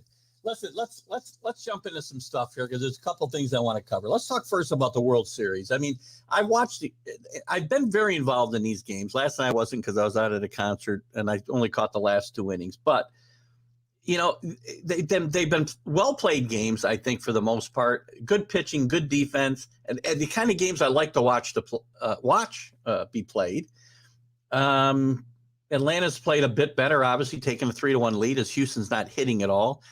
But the thing that gets me, and it hasn't blown up in anybody's face yet, that's particularly maybe a little bit in Dusty Baker's face last night, but it's this continued scripting of the game, I mean, Friday night's game is a perfect example, and it did blow up. It didn't blow up in Snitker's. I can never say his name. Snitker's face, but it could have. To pull Ian Anderson out of that game with a no-hitter after throwing 75 pitches in 5 innings is again. You don't tell me there's not a script for that game. That they knew they were going to do that before it ever started. There's no feel for the game. You don't make decisions based on what's happening and you're watching in front of you. And this is exactly what's been going on. Well, I'll tell you one thing. A buddy of mine wrote a book on the sports in Atlanta. It's called Loserville. Clayton Trutor wrote that book, and I've been reading it. And let me tell you, when you look at Atlanta sports, the Braves won 14 division titles, hell of a pitching staff, but only one World Series. The Falcons have fallen on their face, blowing the 28-3 lead to your New England Patriots, and they haven't been back. The Hawks have come close, and they've fallen short. And we've seen 2 hockey teams move out of that city in the Flames and the Thrashers. So it's been tough for the city of Atlanta. But I will tell you this. In order to win a World Series, you might want to follow the script of the Washington Nationals and now the Atlanta Braves. You get hot at the end, and you start rolling teams in the playoffs. Nobody thought they'd roll the Milwaukee Brewers. Of course, the Brewers came in with little injuries. They took the Dodgers out. The Dodgers are a great regular season team. They're just not built for the playoffs and World Series. I mean, when you look at the Dodgers, let's lay the facts down to the city of Los Angeles. 9 straight playoff appearances, 8 division titles, 6 National League championships, 3 World Series, 1 win, a World Series playing like 15 games with an asterisk behind it. This team's just not that good. And the Braves took them out with good inside pitching by left-handers to bust them where they couldn't extend the arms. And now what they're doing is they've taken that to Houston. And Houston had a good run with the White Sox and the Red Sox, but they just are no match. I know we're playing bullpen games in an analytic type of baseball days these days, but well, you're going to get another one tonight too. You had a bullpen game. Yeah, and Braves last night and a bullpen game tonight. But Atlanta is going to win it. I had Atlanta in 6. They might just end it in 5. But I feel bad for Dusty Baker trying to get him his first World Series. But I'll tell you one thing: Atlanta's just hitting on all cylinders. And let's just give the MVP to Super Mario there. Boy, I'll tell you, that kid they picked up, man, what a catch yesterday. Not the top 5, but boy, the hits he's been picking up. Yeah. You can give it to Matzik too. I mean, there's a lot of guys you can give this MVP to, but I think they're going to celebrate in Dixie. I just got a bullpen as a whole. Yeah, Minter, Jackson. Yeah. You look at Matzik and stuff like that, and boy, Atlanta retooled right after they lost all their guys. Yeah. Acuna and all those, and they could have reeled it in and said, what, we'll see you next year. But they challenged the Phillies. I had the Phillies to win the division. They challenged the Mets, and they never let up. And I'll tell you one thing: when you look at Atlanta, they were dealt a dart going to the West Coast 2 times in the last 25 games to the West Coast. I got to wait before I move on from baseball. I cannot just let you go with the asterisk comment about the Astros, because I will forever argue the fact that it's nonsense. Everybody's doing it. They got caught. End of story. I totally agree. But in Los Angeles, John Wooden once said, "No excuses, make adjustments." Unfortunately, in L.A., I don't know what Kool-Aid Andrew Friedman's passing to the masses out here. They're all drinking it. That dude needs to go. I might be the only guy in Los Angeles that'll show him the 605, the 101, the 405. He needs to go. He didn't win anything in Tampa. Boston and New York were his way. Yeah. Tampa showed him the highway, and then Tampa went to the World Series, came up short. But this dude and this dog and pony show for 6 years running in L.A. needs to stop. They need to move the dude out. Well, you talk about it, making adjustments, and back to the sign stealing thing. My Yankees did as much crying as the Dodgers, saying, "Oh, but we knew they were stealing our signs." Well, if you knew they were stealing your signs, then do something to stop it, right? Well, not only that, we've heard it in L.A. with the Reggie Jackson sticking the hip out. Steve Howe, God rest his soul, he's like a cat. He had 9 lives out here with drug things. Julio Urias thing, knocking around his girlfriend on the third-story promenade in West L.A. I mean, come on, man. Let's call it where it is. And then to stand there and see the Dodgers stand there and stick by Bauer. And then finally they had to do something because the negative press was coming. So, I mean, the Dodgers, they're not, the good guys walking around with the hats on and the white horse in the background either. Yeah, I think maybe Trevor Bauer and Deshaun Watson should become like cornhole players or something, because they aren't they aren't going to play in their respective leagues ever again. Either one of them. That's still my prediction. Yeah, they're selling Super Bowl tickets in L.A. after today. The Rams have had a stretch where they beat the Giants, Lions, and now the Texans. So everybody's excited in L.A. for Super Bowl. It's in their backyard. They will be back tied for the first place after today as well. So. Before we jump to the NFL, let's talk about college football yesterday. Obviously, to me, no surprise, Jim Harbaugh cannot win the big game again, despite leading most of that game. Ohio State takes care of Penn State. The Big Ten is starting to come into a little bit of focus here. It's going to be either Michigan State, who is in the driver's seat now, to go to that playoff. It's going to be very interesting what happens in the playoff if Ohio State doesn't even get in the conference championship game in the Big Ten, but still only has one loss. It's going to be very interesting to see what happens there. Well, let me tell you something. They say things were in threes. Yesterday, things ran in fours for me. Michigan loses, Texas loses, Arizona State loses, Pitt loses. I can't figure this thing out. In Michigan, watching that game, total domination. They fell behind 14-13, and then they put the juggernaut on them, and then all of a sudden they take their foot off the gas. Come on, Jim. You gotta knock this team out. I know it's at Michigan State. I know everybody's getting excited. I know Magic's jumping around and everything, but come on, man. You gotta win this game. And to solidify it, and I know Michigan State was undefeated and all this, but boy, oh boy, you had a chance to move into the premier, that fatal four-way. You drop a notch, and now who knows? This team looks like they come out to the Rose Bowl, and I don't know who they're going to play out here, because Arizona State dropped an egg too. Well, the other side of that conference, too, is now Iowa is just imploded over there in the South. I thought they were a really, really good football team, solid in all facets of the game, and now they can't play any facets of the game. And out of nowhere, Minnesota is in the driver's seat to get to the conference championship game. Yeah, go figure, and when you look at it, Notre Dame dodges a bullet. I know they're 13-0 against North Carolina at home, but it's going to get interesting here. And the real deal is if Cincinnati can sustain it now to stay in that number 2 position, because I think this thing can get a little crazy here. Michigan State can move up into this thing.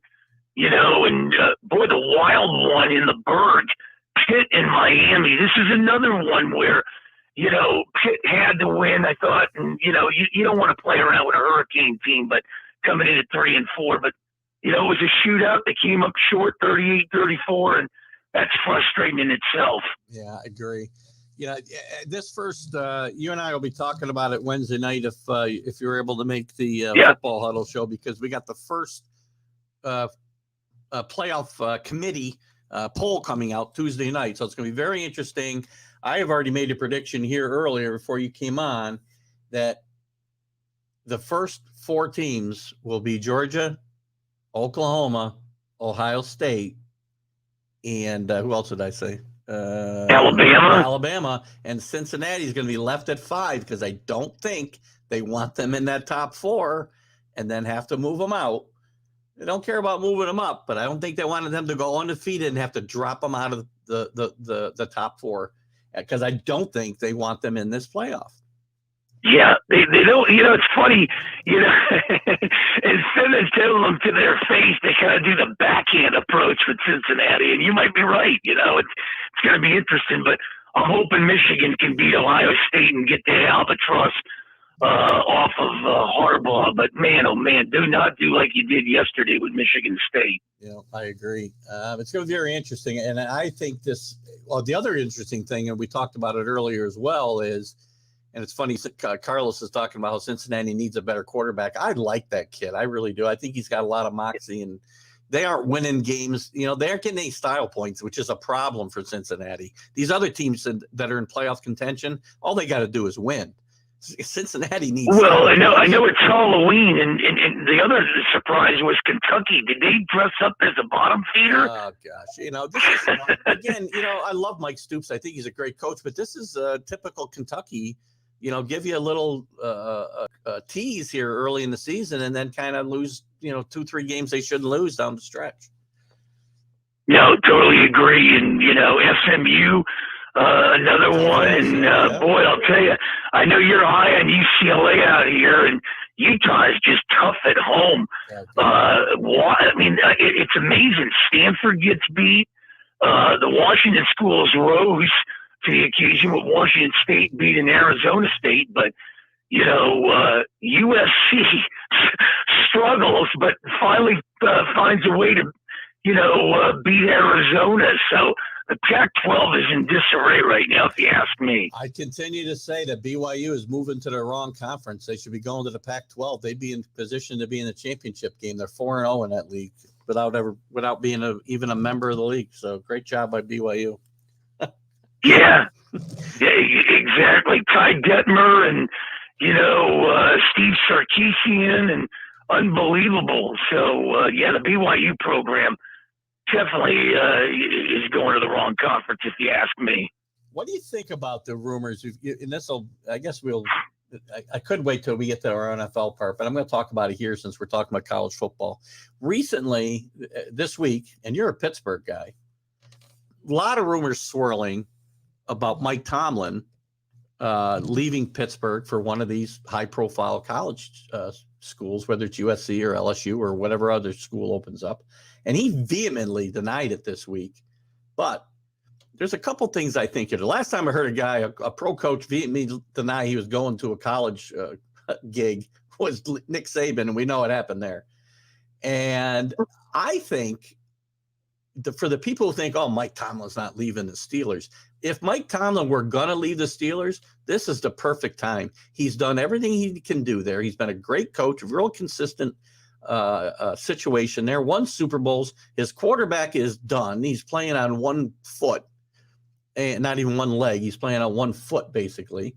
And if Mike Tomlin were going to consider a move like this for a new challenge, this is the perfect time in his career to do it. What are your thoughts being a Pittsburgh guy? First of all, you know, I've been on the wagon to get rid of Mike Tomlin in Pittsburgh 3 years ago, and case in point, Jacksonville came in there to playoffs with Bortles and Fournette and ran right into the ground. I don't think they were prepared. Fast forward the next year, and then we get, you know, Big Ben going down in the second game of the season. I believe it was against Seattle and Pittsburgh. And when you looked at that scenario, all they had to do was win one game in their last 4. They couldn't do that. Then last year they started out 12-0 and throw another kitty in there. The Redskins came in there and beat them in their backyard. And then the whole thing was they went to Cleveland the last game of the year and they lost that. And then he said, well, we didn't really need to get this. We're playing Cleveland the following week in our backyard, and Cleveland tore them up. So I think they've tuned out Mike Tomlin. I could be the only guy from Pittsburgh that's saying get rid of Tomlin too. But I'm going to lay it out. I'm not going to sugarcoat anything. And I'm going to put it there on a platform that I think you need a Bieniemy or a Frazier in Pittsburgh. They need a new voice. Nope. Mark's gone. Rick, did you cut Rick off? Did you cut him off? Let me try and call him back. Maybe I did it. I actually moved my phone. It's entirely possible I cut him off. I'll call him back. I want to get an answer to my question, damn it. By the way, Kenny, you got to do more than copy and paste your previous comments. Iowa played like Iowa, and we know what you think about the AAC. I'm sorry, the person you were trying to reach has a voicemail box that has not been sent. Oh, Rick, maybe I don't know. We can't get through to him. He might have been trying to call me. Well, we'll let him call back. Anyway, I think Tomlin might actually make that move. Try one more time. We're probably trying to call each other. Carlos probably agrees with Mark. The coach needs to go. Well, I think Mike Tomlin's been a really, really good I'm coach. sorry, the person you were trying to... I don't know. I think it's on Mark's end. I think we got a little problem. So Mark's had some communication problems lately, so we'll finish up here without him if we have to. I don't know how to copy and paste. Ken, you got to stop down. I'm going to teach you all these little tricks of the trade. I'd love to. Carlos can speak up on this. If Carlos is still with us, I'd love you to speak up on this topic, by the way, because I think Mike Tomlin is a really good coach. I think, well, that's a good question. Who replaces Tomlin? I think you heard Mark start to talk about it with some of the hot young assistants like Eric Bieniemy. I personally think Eric Bieniemy may be going to the college ranks myself. It's possible that he'll be considered for that USC job in my mind. But, you know, again, this Pittsburgh situation, what franchise has had the stability at head coach that the Pittsburgh Steelers have had over the last 50 years? They've had 3 coaches in 50 years. 3 coaches in over 50 years. There's no place else in the NFL you see anything close to that. Carlos, Tomlin won't go unless the Steelers fire him. So you think there's nothing to the rumors that he's interested in moving and getting a new challenge in the college ranks? I think there's something to it. He doesn't have a quarterback for the future. He doesn't have a quarterback for the present. And he's really done everything you can do on the NFL level.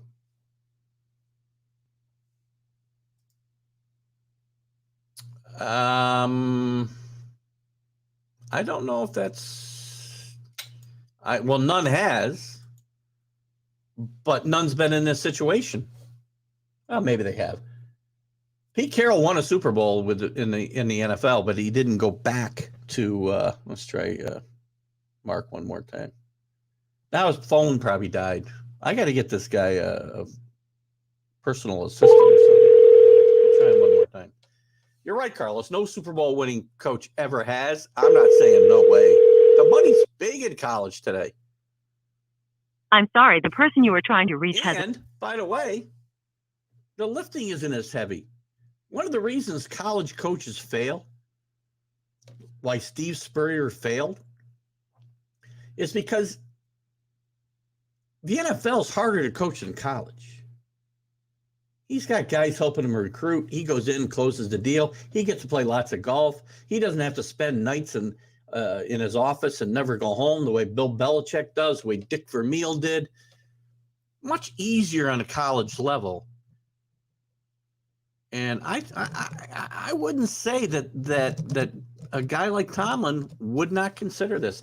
And what also makes me wonder is how strongly he denied it. Again, I just got this deja vu with Nick Saban. I know he didn't win a Super Bowl, and he didn't do great with he did make the playoffs one year with the Dolphins, let's not forget. I mean, Saban's big mistake in imagine how history would be different. And I think I talked about this on a show, one of my shows, not too that long ago. Imagine how different maybe the NFL history is and the college football history is if Saban doesn't make the wrong choice at quarterback, thinking Drew Brees could not throw the ball anymore after his torn labrum with the Chargers. He wanted to go to the Dolphins. They didn't want him. They took Dante Culpepper. Brees goes to New Orleans. History is different forever. Let's see what we got here. You cannot sell college to the NFL Super Bowl winning coach. I can sell lots of things. Money. You guys have talked about it all through this show and every show. Money. Money talks. LSU, USC can pay him as much as the Steelers will pay him. He'll have an easier gig and he'll have a chance at a new challenge. You can't say it would never happen, Carlos. You can't say it would never happen. The landscape is changing. Years ago, I would say you're exactly right. Guys would make more money and there was more prestige coaching in the NFL. That's not necessarily true anymore. Trying to think that I thought there was a Super Bowl winning coach that might have gone backwards, but everyone I can think of actually, actually it was the other way around. They won they won a Super Bowl after they came back. He was disrespected. That's why he was so upset. Well, how is he disrespected? Tying his name to these huge college, great opportunities. How's that disrespecting somebody? Money and a lot more fun. In college, I agree. Right? That's why Brian Kelly hasn't left for the NFL. Think about this from the other direction. Why do guys stay in college instead of making that next jump? Some guys are successful. Chip Kelly had some success. Dick Vermeil had great success jumping to the pros. Pete Carroll, I know he was a pro coach first. I can think of a bunch of guys. There's a bunch of guys who fail too, but there's a bunch of assistants who fail as well. Everybody says college coaches can't coach in the NFL. Well, they can. The bigger reason they don't go is the money's still good and the job is easier.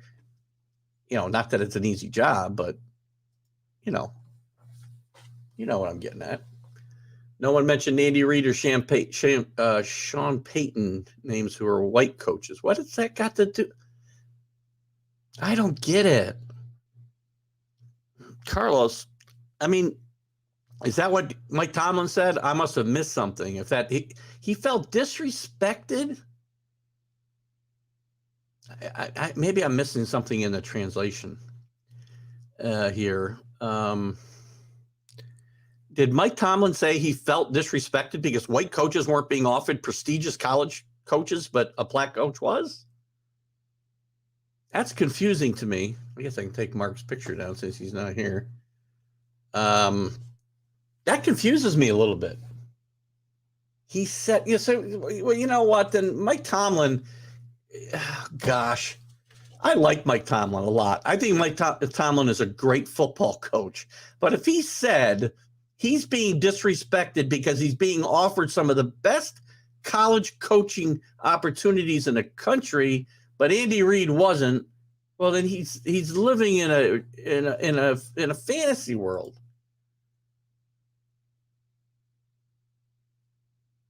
Yeah, right. I'm not sure I get that. I'm going to go back and watch his press conference because oh my gosh. How are you disrespected? Oh my gosh. Mike Tomlin got one of the best coaching gigs in the NFL. And again, I'm not saying the NFL hasn't been inclusive enough either. I'm not saying that at all. But Mike Tomlin can't say he's being disrespected by being offered tremendous jobs. He's not being offered the job at Miami of Ohio.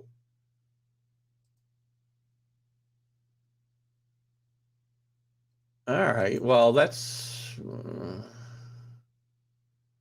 Again, I'm going to, before I go too much farther into what he said or didn't say. Well, I agree. Kenny's absolutely right. I mean, that's my point. And again, so if Mike Tomlin brought it up in that context, Carlos, I don't get that at all. Hey, Carlos, please, you can't think he's being disrespected because he's being mentioned. Because how about John Gruden? To use a pariah, by the way, sorry. I'll use him before he was a pariah. He was mentioned for Notre Dame. He was mentioned for LSU when he was a head coach the first time. I don't get it. I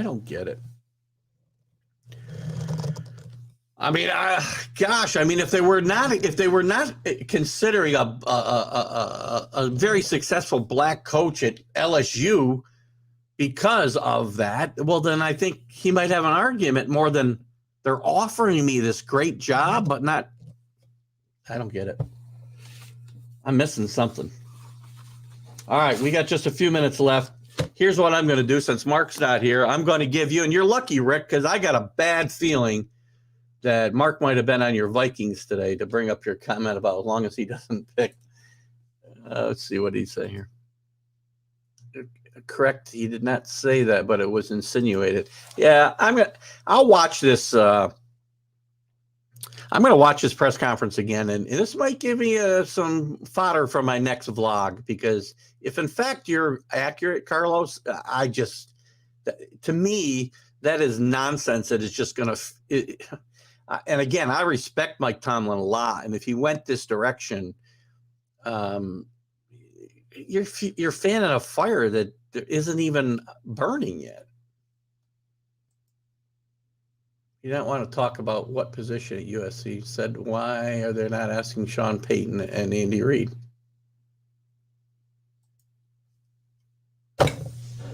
I mean, other than the fact that they're all longtime NFL coaches, I mean, to me, he could not be referring to the color of his skin. He could be talking about his job security. Okay, so again, I'm just saying, I'm trying to give Mike Tomlin the benefit of the doubt, because this cannot be a race thing. It just can't be. And if it is, I would be shocked. But they're all three of them are long-term NFL coaches with Super Bowl wins,